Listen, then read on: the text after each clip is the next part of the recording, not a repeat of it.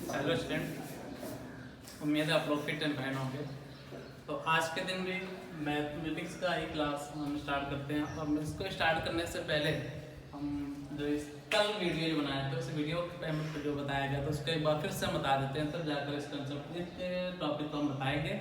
और इस टॉपिक को बताकर फिर इससे रिलेटेड जो एक्सरसाइज है 1.2 उसको जितने क्वेश्चन है उसको हम सॉल्व करेंगे। और उसमें से अधिकतम क्वेश्चन आप लोग कल की वीडियो देखकर कर लिए होंगे। जो बच रहे हैं कुछ क्वेश्चन हम यहाँ पे लिखे हुए हैं, उसको भी हम एक्सप्लेन कर देंगे, वो भी लगा लेंगे आप लोग। तो कल क्या क्या बताए थे? कल बताया गया था कि भाज्य संख्या किसे कहते हैं, अभाज्य संख्या किसे कहते हैं, और गुणनखंड क्या होता है, और लासा मासा निकालने की विधि, लासा और मासा कैसे निकालते हैं, ये पूरा एक्सप्लेन करके हम कल बता दिए थे।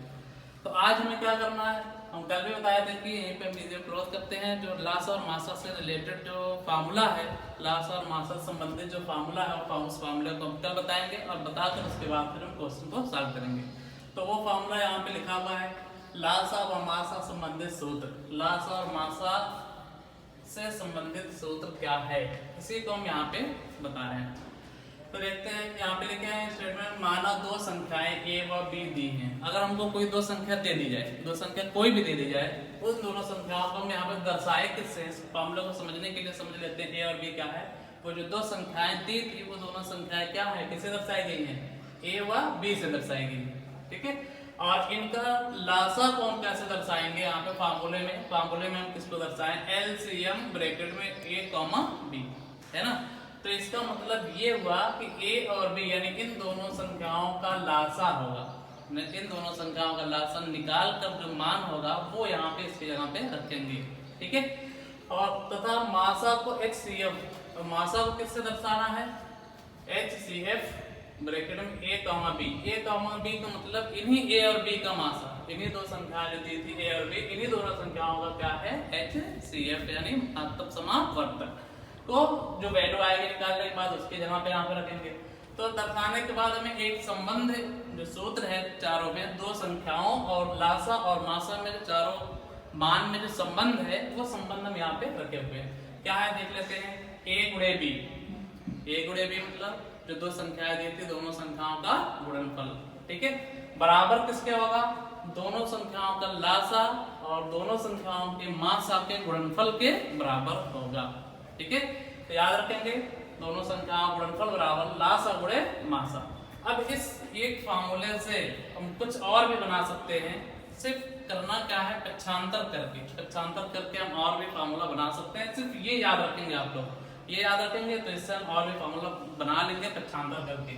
जैसे इस फार्मूले के देखें, यहाँ पे हमें क्या निकालना है, लासा a और b, यानी a और b का अगर दोनों संख्याओं का लासा निकालना हो और दिया क्या क्या रहेगा, फिर जब लासा निकालना होगा तो तीन जो मान होंगे वो दिए रहेंगे। तीन मान क्या, दो संख्याएं दी होंगी और उसका मासा यानी HCF दिया होगा। तो करना क्या है, अगर हमें लासा निकालना है तो यहाँ से हमको HCF को जब हटाएंगे, ये गुणे में है, जब इसको हम पक्षांतर करेंगे इस तरफ तो क्या हो जाएगा, बटे में हो जाएगा। दोनों संख्याएं अंश में, और जब हम इसको पक्षांतर किए तो HCF क्या हो गया, हर में हो गया। तो फार्मूला में क्या मिल गया कि लासा अगर हमें निकालना है, तो जो दो संख्याएं दी होंगी और उनको गुणा करके अंश में रखेंगे और उसके मासा से भाग देंगे, हमें क्या मिल जाएगा, लासा उसका प्राप्त हो जाएगा। दूसरा फार्मूला वही सेम है, सिर्फ इस बार हमें HCF निकालना है, मासा निकालना है, महत्तम समापवर्तक निकालना है। तो मासा को हम राइट साइड में रहने देंगे और इसको हम ट्रांसपोज करेंगे, इसको पक्षांतर करेंगे तो एलसीएम में क्या आ जाएगा, हर में एलसीएम आ जाएगा। तो वही फार्मूला है, सिर्फ अगर लासा निकालना है तो मासा से भाग दे देना है, मासा निकालना है तो लासा से भाग देंगे। तो एक तीसरा ये फार्मूला सूत्र है, इसको देख लेते हैं। अगर दो संख्याएं जो थी उनमें से एक संख्या अज्ञात हो, एक संख्या दी हो और एक संख्या ना दी हो, और दोनों संख्याएं जो होनी चाहिए थी उनका लासा और मासा दिया हो, मतलब तीन राशियां दी रहे, लासा भी दिया रहे, मासा भी दिया रहे, और दोनों संख्याओं में से एक कोई संख्या दी रहे, तो दूसरी संख्या कैसे निकालेंगे वो भी देख लेते हैं। a और b गुणे में है, इसमें से एक ज्ञात होगी, दी होगी, एक अज्ञात नहीं जिसको हमें ज्ञात करना होगा। तो जब अज्ञात संख्या में निकालना है तो जो ज्ञात है उसको जब हम इधर ले आएंगे तो क्या हो जाएगा, बटे में हर हो जाएगा। तो वही हमें मिलेगा ज्ञात संख्या निकालने का सूत्र क्या मिलेगा, लासा गुणे मासा बटे ज्ञात संख्या ने प्रथम संख्या जो दी होगी। तो ये फार्मूला याद कर लेंगे, स्क्रीनशॉट कर ले, स्क्रीनशॉट करके नोट भी कर ले काफी पे कि फार्मूला बहुत इंपॉर्टेंट है। इसी से रिलेटेड भी कुछ क्वेश्चन एक्सरसाइज में है, उसको हम लगाएंगे। तो अब हम देखते हैं एक्सरसाइज 1.2 का पहला क्वेश्चन। आप लोग देखेंगे बुक में, तो एक्सरसाइज का जो पहला क्वेश्चन है वो क्या है, गुणनखंड। कुछ संख्याएं दी हुई है, उसका हमें अभाज्य गुणनखंड करना है। तो अभाज्य गुणनखंड कैसे किया जाता है, अभी हम कल की जो वीडियो बनाए थे उसमें करके दिखाए हैं अभाज्य गुणनखंड कैसे किया जाता है। तो उस वीडियो को देखेंगे, उसकी सहायता से पहला क्वेश्चन सारे सॉल्व हो जाएंगे। अभाज्य गुणनखंड करना और बहुत टफ भी नहीं है, इसको बहुत पहले क्लासेस से 7th 8th 9th में करते हुए आए हैं, तो हम कर पाएंगे। उसके बाद इसमें जो दूसरा क्वेश्चन है 1.2 का जो दूसरा क्वेश्चन है उसमें देखेंगे तो हमें क्या निकालना है, लासा व मासा निकालना है ना। दूसरे क्वेश्चन में क्या निकालना है, लासा और मासा निकालना है। तो लासा और मासा निकालना भी कल ही की जो वीडियो बनाए थे उसी में हम करके दिखाए हैं। दोनों का दो मेथड बताए थे, लासा का निकालने का 2 मेथड और मासा भी निकालने का 2 मेथड। तो उसमें हमें दोनों में से कोई भी मेथड, कोई भी विधि यूज करके प्रयोग करके हम उसका लासा और मासा निकाल लेंगे। लेकिन जो तीसरा क्वेश्चन उसमें है एक्सरसाइज का, वो लिखा है अभाज्य गुणनखंड विधि करके, अभाज्य गुणनखंड विधि से दो दी हुई संख्याओं का लासा और मासा निकालना है। तो अभाज्य गुणनखंड विधि से निकालना होगा तो हम पहले दोनों संख्या जो दी होंगी उसका अभाज्य गुणनखंड करेंगे। अभाज्य गुणनखंड करके और वीडियो देखेंगे तो उसमें बहुत हम एग्जाम्पल लेकर समझा कर दिखाए हैं, तो उससे समझ में आ जाएगा। यहाँ पे हम फिर से बता दे रहे हैं लासा और मासा में क्या डिफरेंस होता है। अभाज्य गुणनखंड करते हैं, जब मासा निकालना होता है तो अभाज्य गुणनखंड का जो कॉमन होता है उसी उभयनिष्ठ संख्या को लिखकर गुणा कर देते हैं, वही गुणनफल क्या होता है, मासा होता है। और लासा में क्या करते हैं, जो कॉमन है उसको पहले लिख लेंगे, उसके बाद जो गुणनखंड अभाज्य गुणनखंड बचे होंगे यानी कॉमन लेने के बाद जो बचे हुए हैं उसको भी उसी लाइन में लिखकर गुणा कर देंगे, तो उस समय क्या प्राप्त हो जाएगा, लासा प्राप्त हो जाएगा। तो उसी विधि का प्रयोग करके, अभाज्य गुणनखंड की विधि का प्रयोग करके हमें क्या निकाल लेना है, लासा और मासा। ठीक है, तो 3 क्वेश्चन बहुत सिंपल है।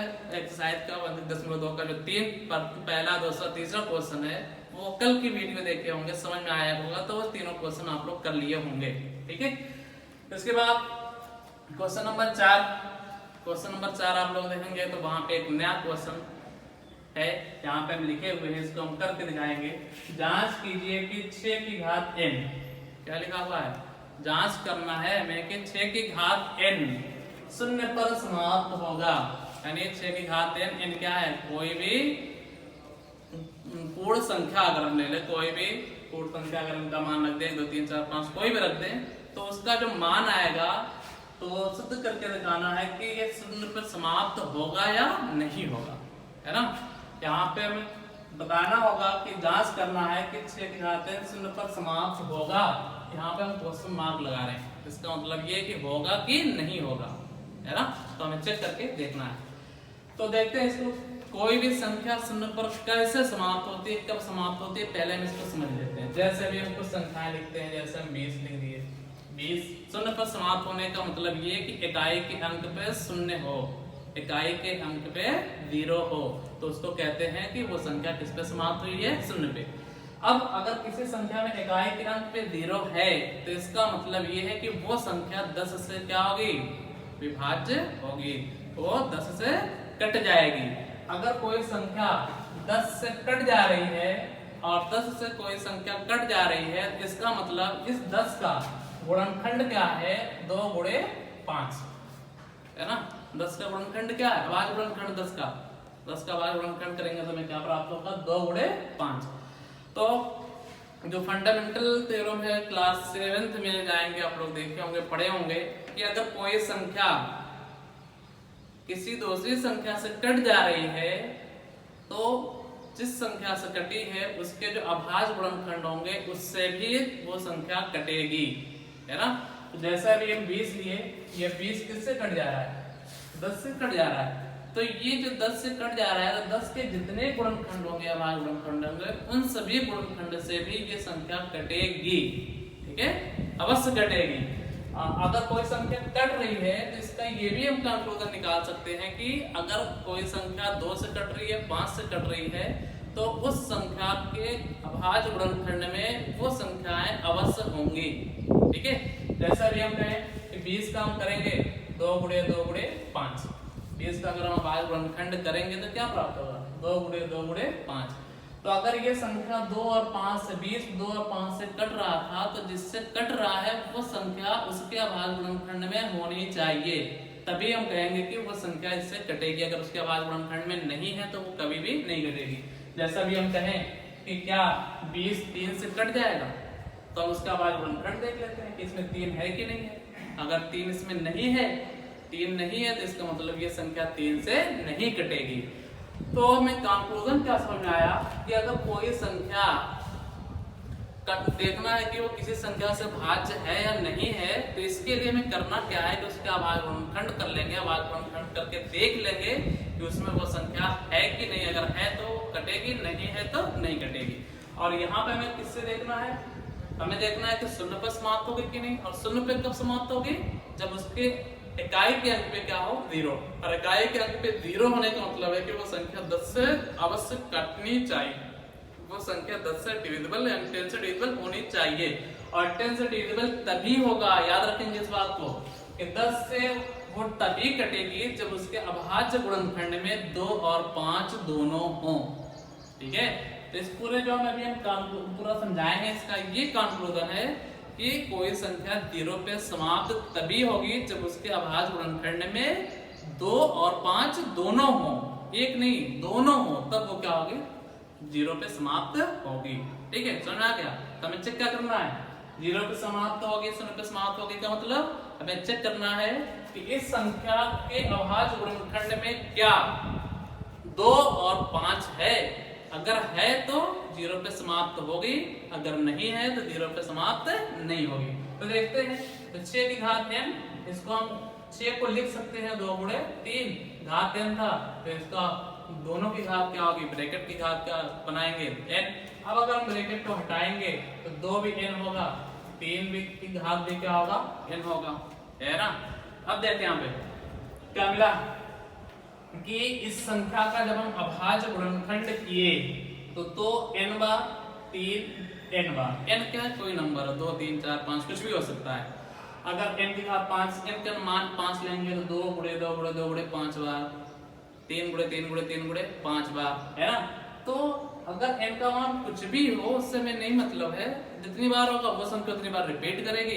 अब यहाँ पे देखें, ये इसका अभाज्य गुणनखंड अगर है तो क्या इसके अभाज्य गुणनखंड में 2 रिपीट कर रहा है, 3 रिपीट कर रहा है? क्या 2 और 3 होने से ये संख्या 0 पे समाप्त होगी? तो आप लोग बताएंगे होगी कि नहीं होगी। अभी हम क्या बताएं कि 0 पे समाप्त कब होगी? कौन कौन सी संख्या जब हो? 2 और 5 हो। और यहाँ पे क्या आ रहा है? 2 और 3 आ रहा है, क्योंकि इसके अभाज्य गुणनखंड में 2 और 5 नहीं है। इसके अभाज्य गुणनखंड में 2 और 5 नहीं है, अतः 6 की घात n 0 पे समाप्त नहीं होगा। ठीक है, यहाँ पे हम लिखेंगे क्योंकि 6 की घात n के अभाज्य गुणनखंड में 2 व 5 नहीं है। क्या लिखे?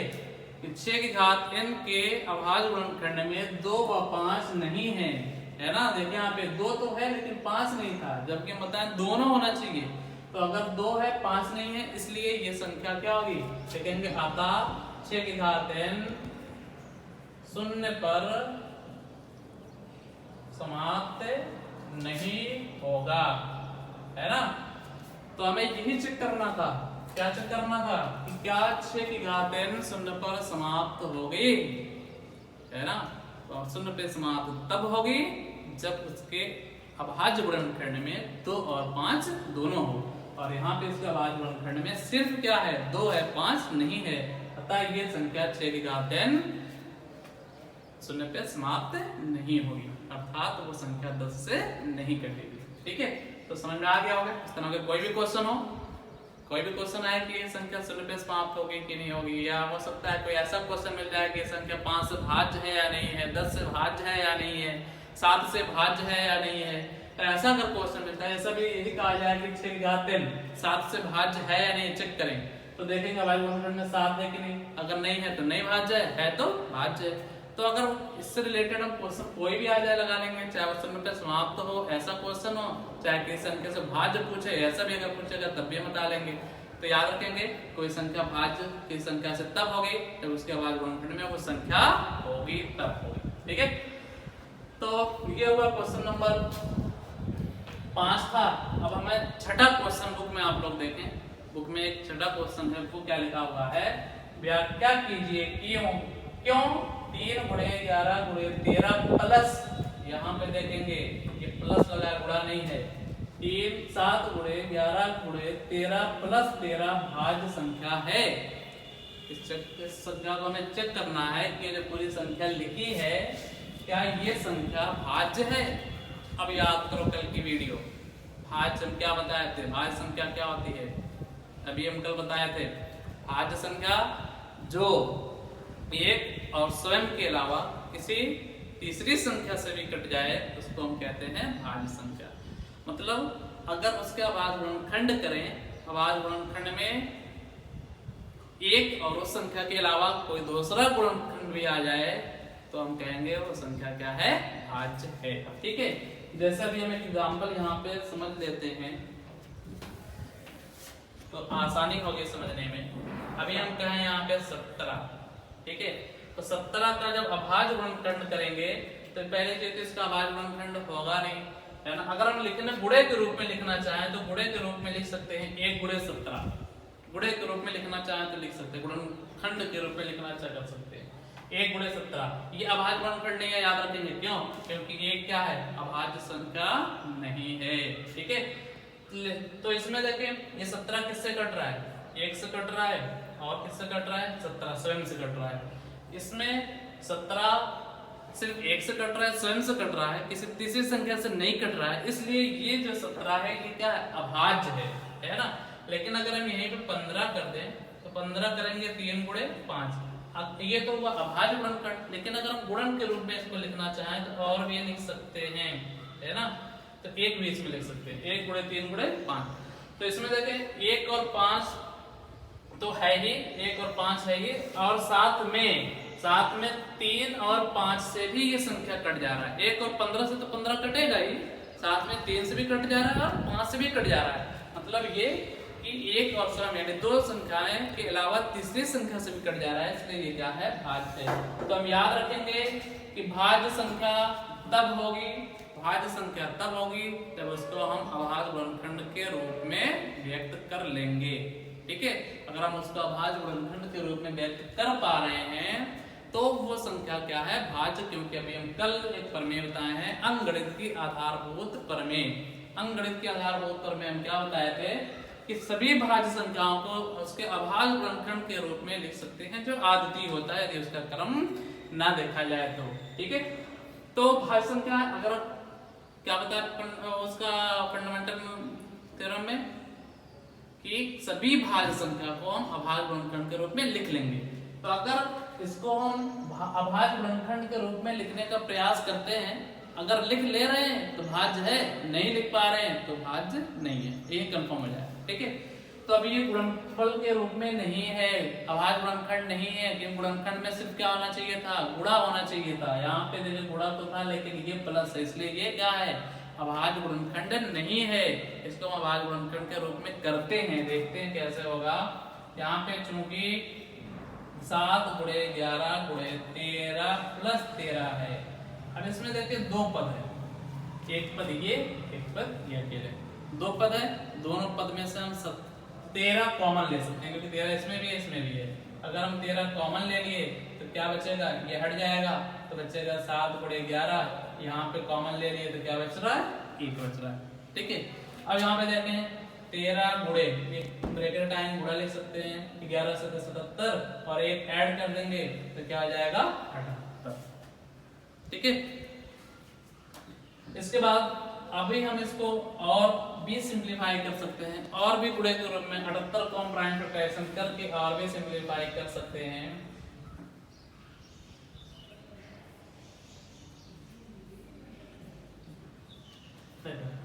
तो इस 78 की जगह पे 2 गुणे 3 गुणे 13 भी लिख सकते हैं। तो इस 78 की जगह पे हम लिख लिए 2 गुणे 3 गुणे 13। अब देखें इस संख्या को जो प्लस में था इसको हम चेंज करके इसमें कर दिए, सब गुणे में कर दिए, है ना। अगर सब गुणे में हो गया तो इसका मतलब ये क्या हुआ, अभाज्य गुणनखंड है। तो इस संख्या को जिसको हमें चेक करना था कि ये भाज्य है कि अभाज्य है, इस संख्या को हम गुणनखंड के रूप में लिख लिया, अभाज्य गुणनखंड कर लिए। जब अभाज्य गुणनखंड कर लिए तो इसका मतलब ये हुआ कि जो संख्या थी वो क्या है, भाज्य। क्यों? क्योंकि अंकगणित के आधारभूत पर में यही कल बताई थी, हमें क्या बताई थी कि अभाज्य गुणनखंड उसी का प्राप्त, हर भाज्य संख्या का अभाज्य गुणनखंड अवश्य होता है। तो अगर अभाज्य गुणनखंड में मिल गया तो इसका मतलब ये संख्या क्या है, भाज्य ही है ना। लेकिन चूंकि संख्या दी हुई संख्या यहां लिख देते हैं थोड़ा सा ऊपर,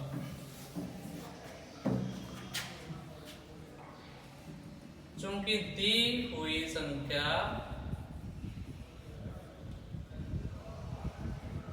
को अभाज्य गुणनखंड के रूप में लिख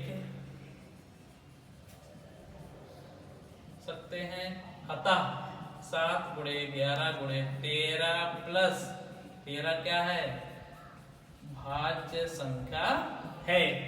ठीक है, तो बहुत सिंपल है। ये दो टाइप का क्वेश्चन इंपॉर्टेंट है, इसको याद रखेंगे, ये और ये। इससे पहले वाले जो 4 क्वेश्चन थे तो वो आसान क्वेश्चन थे, लासा मासा निकालना था, गुणनखंड करना था, वो बहुत आसान है, उसको भी जानना जरूरी है, क्योंकि वो नहीं जानेंगे तो हम इससे रिलेटेड क्वेश्चन लगा पाएंगे, है ना। तो उन संख्याओं को हमें करके याद रखना है। और ये दो जो क्वेश्चन हम बताए हुए हैं, इन दोनों क्वेश्चन को बहुत जल्दी से हम बहुत ही अच्छी तरह से समझ लेंगे, क्योंकि इससे रिलेटेड इसी क्वेश्चन में एक क्वेश्चन है, इसी जैसा एक और पार्ट उसी क्वेश्चन में दिया हुआ है, उसको खुद से करेंगे। उसमें भी देखेंगे 2 पद में से कोई एक कॉमन होगा, कॉमन को हम जो कॉमन है उसको बाहर निकाल के ब्रैकेट से उससे गुणा करके अभाज्य गुणनखंड के रूप में लिख लेंगे। लिख लिए अभाज्य गुणनखंड के रूप में, अतः वो भी क्या होगी, एक भाज्य संख्या होगी।